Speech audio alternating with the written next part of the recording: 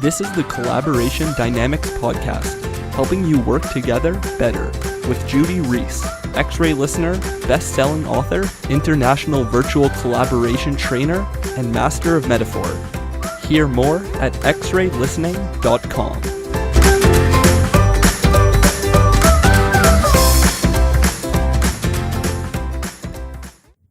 Hello and welcome to the Collaboration Dynamics podcast. I'm very excited today to have David Bass with me. Now, David is very, very big in the world of internet marketing. David, why don't you say a bit about yourself, what you do, and how you collaborate?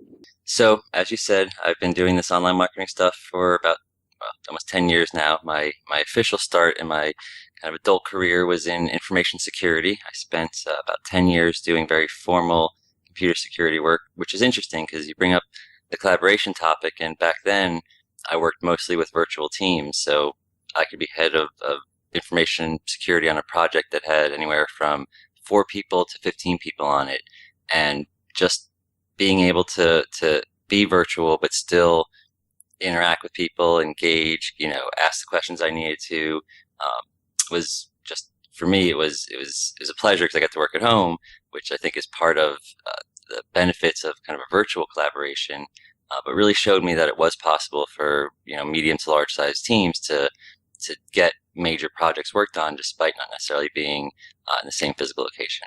And this was a very formal company, so back then you would almost think that you have to be in the office, and yet even some of the big 5 consulting companies really did a lot of work virtually versus having to have people in the office. So then, so that was good, and that was definitely a good, I think, experience for me that helped me, in the next part of my life, which is in this online marketing space. Through a strange set of circumstances at that time period, I ended up having a choice between continuing my work as a computer security expert or trying this online world out. I had a chance to work on this project, as you mentioned, called StomperNet. Some people claim it was a $18 million and 24-hour time period launch. The reality wasn't quite as exciting as that, although it was still one of the bigger launches that had been done up to that point. For me, it was interesting because I moved into a world that was less formal. This online marketing kind of space was just not as mature as the world I was coming from. Some of the collaboration, I would say, ironically, there was a big guru that we had helped us in that original launch, and one of the reasons that me and the partner I was working with at the time had moved from the East Coast into La Jolla, California at the time, was to actually get the help of this one big guru, and we knew that to get his collaboration, since that's the topic of the hour, we needed to be near him physically, because he was that kind of person that if you can goad him and kind of get him going, then you can get his effort and his assistance. And if you weren't kind of right there, it was very difficult. So that's an example, if you will, of when you almost, the physical presence of collaboration in that situation was actually important in order to be able to collaborate with that kind of person. So that was my introduction into the online marketing world. Since that 7-figure launch, I've been a part of 6 other 7-figure launches, so 7 7-figure launches in total. Did countless other kind of 6-figure promotions and some smaller, even 5-figure promotions. And that led me till a couple of years ago when I started really focusing on what is called cold traffic, which means internet traffic that really doesn't have a relationship before they're introduced to your brand, versus if someone had an email list and introduced someone to the brand, that would be considered warm traffic. But this kind of cold traffic, especially focusing on Facebook and really working with a business partner, which has been, extremely valuable in order to really grow in this cold traffic space. And fortunately, one of the things that I get to do is meet with Facebook once a week and an account rep once a week. So getting to collaborate with, a vendor like Facebook and really ask the right questions and dig deep to the point where part of my personal goal, and it's a little bit of a joke and a little bit not, is to try to ask my rep a question that she can't answer, so she has to go back to one of the internal teams to get me information so that I continuously prove that, I challenge her during those kind of weekly meetings. But that kind of collaboration has been invaluable in what I do now, which kind of strategies I use and approaches I take were based on the collaboration that I was fortunate enough and continuously am fortunate enough to have access to. So that's a area where collaboration has just been incredibly valuable. Mm-hmm. So when you are collaborating at your best, you are like what? It's a good question. I would say that there's an expression I heard a long time ago that two minds can move quicker, meaning that when you have two people together that are collaborating, you can often go faster as far as kind of mental productivity, as far as results, than you could if you were by yourself. There is a business called Word Tracker. I don't know if you've ever heard of Word Tracker. A guy named Mike Dell was one of the owners of it. A guy I met many, many years ago. And something that he said he had instilled in his company, which I thought was fascinating, was working pairs, meaning any project that was in the company had to be worked on by two people. There was no people on their own. And he said the fascinating thing is where you might think that if you look at the man hours spent to get these projects done, that you would see, more of a total, so that two people together would waste time, and therefore the total man hours would be longer than if you just had one person doing it and, the amount of hours it took.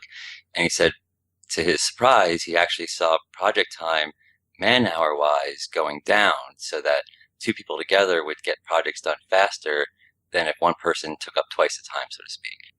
So I thought that was just a fascinating, anecdote about how, within a business, how having people collaborate and really make sure that there's always one other person to really work off of and work with could actually increase productivity versus what you might think, which is decrease it based on, wasted time or, inefficiency. And now you work with a business partner. For me, he complements a lot of the things that I'm not strong in, which, there's no better relationship than working with someone that can do and be strong in the areas that you're not. And that's not to say that I can't support him in a lot of the areas that he focuses on and vice versa, but truly to, work with someone that complements you, versus just knows what you knows or, something like that is just really enjoyable kind of collaboration experience. A lot of people will imagine like the Word Tracker guy that two people would take longer. But for you, when you're collaborating at your best, two people move quicker. I think so. I just think that the brain can kind of brainstorm, so to speak, better, more efficiently, more effectively. I think more ideas come out than otherwise would. I think ideas for efficiency and effectiveness probably get entered into the equation that working by yourself might not otherwise. So that's my guess as far as where those efficiencies are picked up, is that, there's times where one of the two might come up with an idea that will save enough time that if either person's working on their own, they might have come up with, one of the ideas, but, if the other person came up with an idea that would have saved X amount of time, then all of a sudden the combined effort generates a time saving because, two people together found ways to save time that on their own they wouldn't have. I have to imagine that that's what would generate it. 'Cause other than purely and utterly having two people, efficiently and effectively, generate and produce quicker, that would be, I guess, a second area where I could see time being saved that until you think about it, you might not realize might be part of the equation.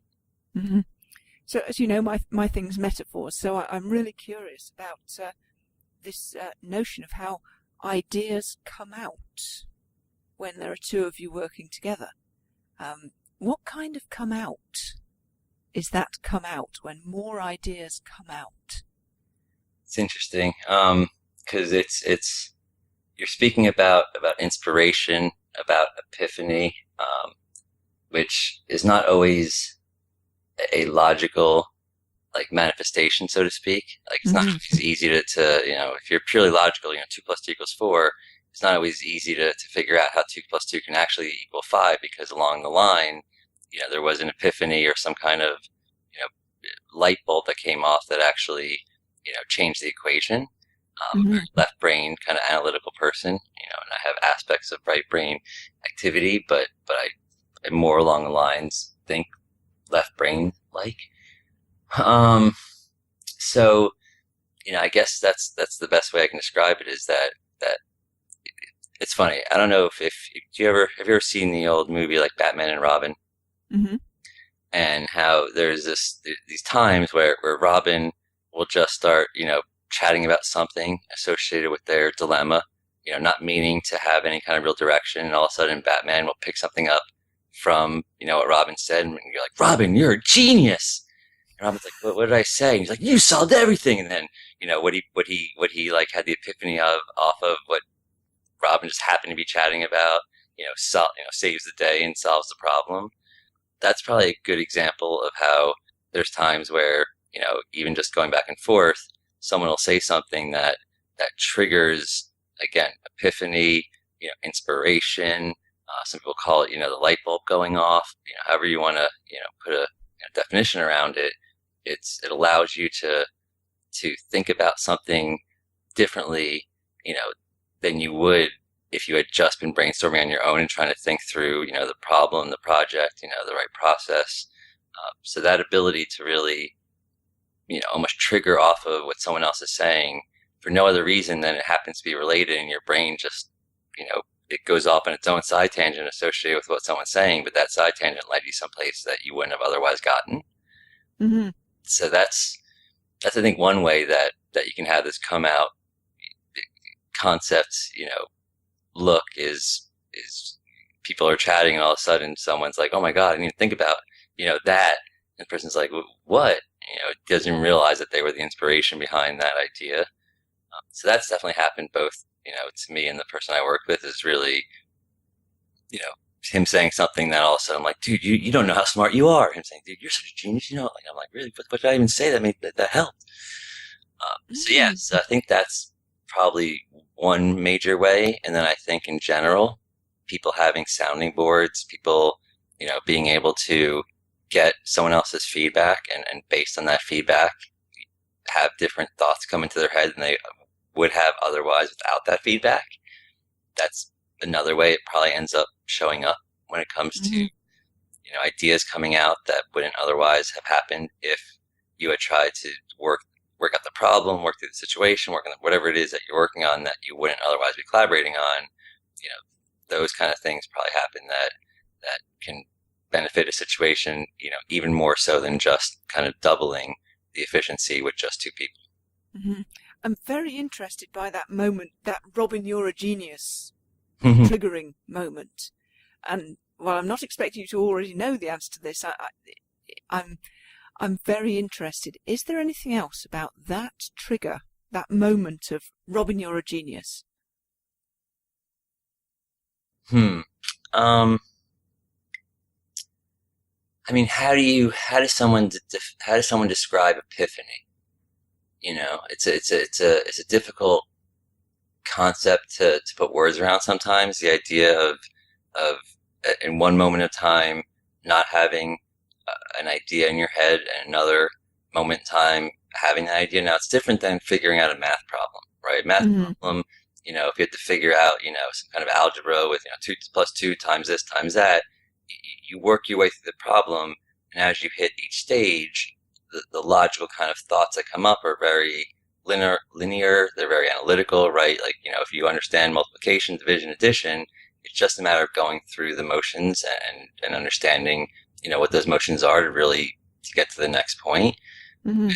With epiphany, right? You're dealing with somehow, the lack of idea, lack of option of, I guess, ideas for the right way of saying it. And then all of a sudden, based on something, a creative idea, something different than would have otherwise come up, shows up in someone's head, right? Now, for a left brain person like myself, epiphanies are more in execution type areas, right? Like, I look more for patterns, and if there's, patterns I've been involved in the past, and I'm looking at something that looks like it's developing in a similar almost pattern, I can try to identify things, and have epiphanies of ways to either make things better or prevent, any kind of problems from happening. But that type of epiphany is more an analytical, kind of, something that pops up based on just recognizing, the patterns of the past. More right brain people have more creative epiphanies, and it's hard for a left brain person to sometimes understand, often create, like I can fight to get creativity, but it's a little bit of a battle, right? Like I have to actually like almost struggle to try to be creative and try to think in creative ways, because that's just not how I naturally think. So creative inspiration for me is few and far between and forced. Typically, I normally have to put myself in that situation. Other people, I think, especially creative people, like the business partner that I typically work with, those people just get epiphanies out of just sometimes what feels like random things. Again, the Robin concept, right? You're just literally chatting about something associated with the situation, but having no intention of helping create an idea associated, within that context. And all of a sudden, the creative person somehow, it's almost like this muse concept where, inspiration comes out of, in the old days of painters, it was beauty. Potentially in the more modern day, it's out of discussion and for lack of a better word, in collaboration. So you're more likely to be in the Robin role there rather than the Batman role. I am a great Robin and play Batman either in the areas that are really my focus and specialty, and above me on that when I really have to. That makes sense. So, yeah, and the stuff that where you are the Batman is looking for patterns. That's one of the areas that allows me to do the stuff I do. So, like in the current work that I work on, I focus more with Facebook traffic. I focus much more on the traffic side, meaning actually going into Facebook, setting up the media buys, knowing how to configure, the different bidding strategies, knowing how to approach the different audience creation, how to budget based on audience sizes, how to recognize when different configurations might actually get you better cost or better results. That's my passion when it comes to this stuff, is literally looking at the data, looking at the results, figuring out where I can modify things in order to try to improve results, or at least test to see if this modification or that modification might cause some kind of impact to the overall results, hopefully for the better, but if it's for the worse, quickly identifying it, modifying it. That kind of stuff is, to me, fun. And when you're identifying it, does that sort of, when you're looking at the data and you identify a place where you could modify it, does that count as an epiphany or not? It's interesting, because what I call a lot of this Facebook traffic stuff, it's both an art and a science, right? There's definitely a science to it. There's understanding some basics. There's also, and where the art comes in, is understanding enough of the foundation that based on your experience, your perspective, and what you're seeing, you'll make your decisions as far as, when to change things, when to let things kind of play out, how to start things, what to test, how to test. So for me, that those are, technical epiphanies. So the other week, I had 2 separate campaigns where I was doing things a certain way, and I literally just thought to myself, I wonder if doing something different, based on kind of what I know and what I've done before and what I've seen before might have an impact. Changed it on one of the campaigns within the situation, had a dramatic impact. Changed in the other 2. Those had a dramatic impact, and then on another client situation, made the same similar change, and they had a dramatic impact to the point where the cost per kind of action in one situation went below half of what it was, and one went to about 60% of what it was. But literally with pretty much a change, like one kind of change had that kind of dramatic impact on my costs.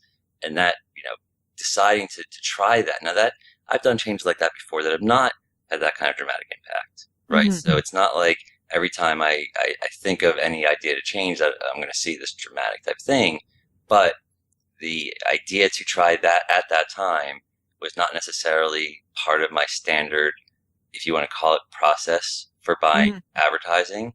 Like normally I would not have made that change kind of at that stage and kind of where things were at. So those are, I think, what a left brain epiphany looks like, is recognizing when to adjust kind of the typical standard analytical process in a way that is different than they normally would kind of go, the path they normally would go down. They decide to kind of step around something or do something differently. And that's I think how you'll see left brain people show signs of creativity, but it's not going to be, a great story with characters and all kinds of adventures that come out of, kind of your fantasy part of your brain. It's going to be much more directed towards, I think, concrete reality and ideas associated with, execution and what's happening more in the moment versus kind of, pure fiction, so to speak. So it's just sort of stepping around the way you'd usually do it. That's my, at least, my initial take on it based on this conversation. And of course, it doesn't always have a dramatic effect. So you won't know until after you've tried it what the effect is going to be. Just like was it Edison that tried a bunch of different filaments? Franklin, who did the one of the, Franklin or Edison? Edison, I think, the Edison, 1,000 ways not to build a light bulb kind of thing. Exactly. Thank you for verifying my first instinct. See, people say your first instinct's what you should go with. I should. But that kind of concept, where there's times where you try stuff, but the key is where the options are coming from. I think in your head, in knowing which options to try, when to at least try something differently. Those are the kind of things that at least left brain people that have moments of inspiration and epiphanies. I think there's left brain people that are always very analytical and process oriented and don't kind of think outside the box, and that's fine. It's just that's a very kind of hardcore left brain. I think someone like me is left brain with I don't know, aspects of right brain, or at least I get to try to pull from my right brain when I need to, and that's probably where some of that stuff comes from. But yeah, so to me that's where I enjoy having epiphanies. That's where I enjoy, I think, trying to figure out when to go off the beaten path, because there's a chance that you'll find a shortcut, so to speak, versus going down the traditional path. So you're having those kind of shortcut epiphanies, left brain epiphanies, in this collaboration, and meanwhile your Batman is going, Robin, you're a genius.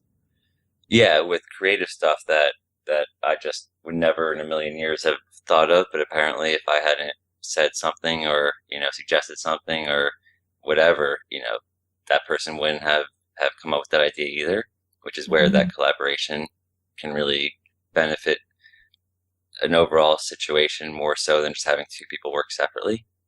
And that kind of pattern of an analytical left brain finding shortcuts and a more creative Batman character going, Robin, you're a genius. Given that you've worked on 7 seven-figure launches and lots of other projects which had a collaborative element, is that combination of the left brain analytical and the right brain more creative leap kind of epiphany, is that a pattern that you've noticed in other situations? Yes, to even the degree where I think situations that have not worked out that I've seen have often been because you either have because you have two of each, you have two of the same one versus, be that 4 people and you have 2 people that are more one way and 2 people another way, whatever it is, you don't have enough balance, both those sides. So the right brain person to keep it fresh, to keep it moving forward, to create kind of that creative side that allows you to engage people, and then the left brain side to kind of hold it down to reality, make sure that execution is thought about within the creative, brainstorming, because I think creatives sometimes don't always think through execution, and therefore great idea, but trying to put it into reality 10 times harder than you might have thought. So maybe we need to curb some of that creativity a little bit sometimes. I think that balance can really help form a stability that can both move things forward based on kind of creativity, but do it in a way that actually can get done and show itself in reality, so that in the end you actually have a real result, not just, ideas that don't ever come to fruition.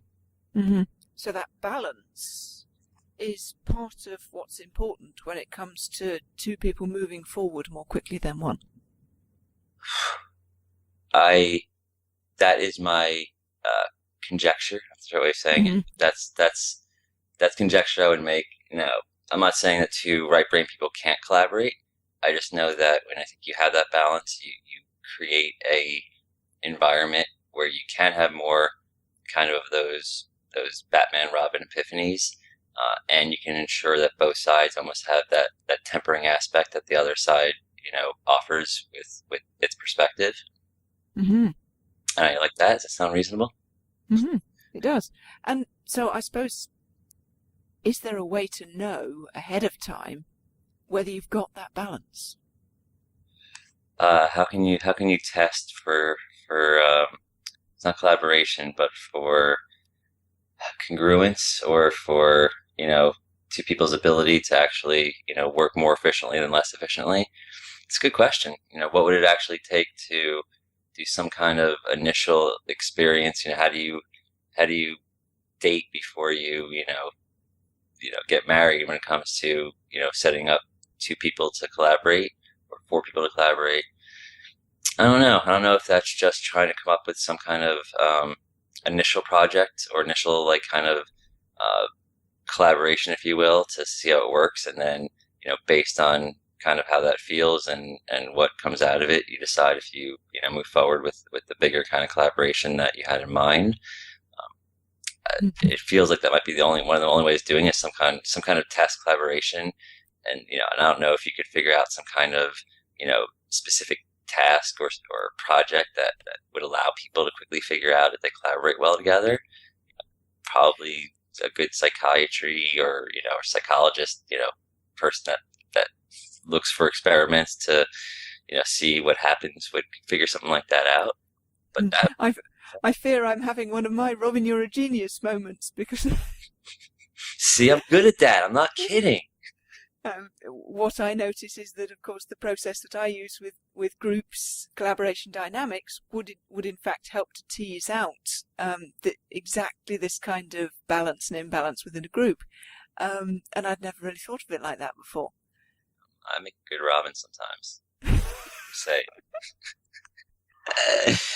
Yeah, it is fascinating, because I think if you could identify that quicker, especially if you had some kind of process, you could nip in the bud potential problems, because there are people that end up being more oil and water, and Mm-hmm. they kind of butt heads, and what you would like to avoid is putting those two people in a especially one-on-one collaborative environment, because that will not, I don't think, produce what you want, which is a nice, efficient, effective, happy kind of situation. It's gonna cause drama that I don't know about you, but I hate kind of drama. Mm-hmm. So I think having some kind of process like that, where you could tease out, as you put it, the right people to kind of collaborate with each other and do it in a way that's comfortable and natural, versus having to force it, could be really, I think, powerful for businesses. And so now I'm doing my creative thing, and I'm wondering how to make it happen. But that's not the topic of this podcast. So we're sort of coming to the end of our time. Is there anything else that you think you'd like to say around collaboration, and how this process of collaboration, particularly with one other person, has worked for you in the past? I can say that for the brief time that I was working completely on my own, after I kind of separated from one partner and then started working with someone else on a regular basis, that it was not, I don't know if if it's too simplistic to say happy, but I was definitely not as happy, and I don't think as efficient or as effective. For me, it felt almost like I was in, sludge, and it was much harder to move forward. And that's because I've always had, especially, in the old days when I was doing computer security, I worked with groups that were very supportive of each other. I became an expert in computer security, where my background was psychology, because of people that had mentored me, taught me, really moved me forward. So I was in that environment. Collaboration was not only what made me, a true kind of expert in computer security and information security. It also provided a much more supportive and enjoyable environment. I mean, I had never worked in a group, before, up until then, or since that time period, where people were almost as happy, especially people that worked their asses off. People that are working anywhere from sometimes 10, 12, 14-hour days, but still like willing to help each other, like very loyal to like the group. And I think it was because of, and within that world of kind of Big Five consulting, there was definitely numerous other groups that didn't have that kind of experience. And there's reasons for that. I think a lot of that was leadership based, because the head of that group, the partner, really was one of the most amazing kind of just pleasant, people that just attracted loyalty, and that I think permeated throughout the rest of his group. But that kind of environment just felt great. And then I think it's the same kind of feeling even with one-on-one type collaboration, that when you find, a situation, especially a person that you can collaborate well with, the actual, like, even if you got the same amount of work done, right? So even if you did not get a benefit in man-hour kind of efficiency, even if it was, let's say, equal, even if you lost a little bit, the pleasantness of having someone else to use as a sounding board, to be able to double check. Like, there's times where people, myself included, like, think we know the right direction to go in, think we know the right answer, right? Think we know the right conclusion, but it's just nice to hear someone else, verify that they think your logic makes sense. Mm-hmm. Right? So it's not you just having to, on your own, like, self-verify that what you're saying, do your self-sanity check, so to speak. It's really hard to do a self-sanity check. So the whole point of a sanity check is, while I was thinking that, doing that, was I insane or not? But those kind of sanity checks, I think, can really, it's the same reason that there's times where, I'll be hired, and part of what I'll do, to some degree, is just tell people what they already know. But to have someone that's been through something, 15 times, 20 times, already, have that experience to say that you're on the right track, that this does make the most sense, maybe provide little course corrections or little, ideas they might not have thought of because they haven't been through it 10 times, but having that person to lean on, to verify. There was a woman that hired me over and over again, even though she was doing the same thing over and over again, right? And most of what I did as kind of that type of consultant was really help give people ideas, course corrections. But once you've done something 5 times that's almost the exact same, you don't really need that as much. But just being there in order for this person to say, I'm thinking about doing this, does that make sense? And 1 out of 20 times, it didn't make sense, and I maybe needed a major course correction. 19 out of 20 times, this person had it spot on, and didn't technically need me, right? Could have thought of that on their own, could have executed that on their own, all of it. But this person that literally called me their security blanket, the reason they kept hiring me and said, dude, I just want to have my security blanket during this next launch, was because having that person to collaborate, bounce ideas off of, even if for the most part, what you should be doing, or the right path, or the right decisions, having that second person, if you trust them, right? Trust if they're just a yes man, that's different. Like, that's silly, that's just ego kind of, building, or that's ego feeding, just having someone agree with everything that you say. But having someone that you actually trust has enough ability to think through what you're saying and say, yes, that makes sense, or wait, have you thought of, or did you think, like that, having that feedback loop, I think, again, even if it didn't make it more efficient, I think is going to make a person happier and enjoy their life more, because having someone else verify something, I think is less stressful than having to, completely make decisions and especially executive decisions on your own without anyone else to at least give you that sanity check. Absolutely. So let's bring this to a close. If people would like to contact you about to hire you as a security blanket or anything else, what's the best way that they should contact you? My email address is dave@reachglobalmedia.com. That's dave@reachglobalmedia.com. Truly, these days, my focus is the paid advertising and the Facebook paid ad side. So, if someone has something very, very interesting on the launch side, I might entertain it. But for the most part, really, what I've been enjoying and focusing my time and energy on really has been the paid ads. And I'll throw this out there as one last little tidbit. But in my mind, if you want, especially an online business, to be an actual sustainable business without being able to do paid advertising, you're in an extreme uphill battle. Trying to do it just with affiliate marketing or email marketing or word of mouth it's not stable, and it's very often not sustainable.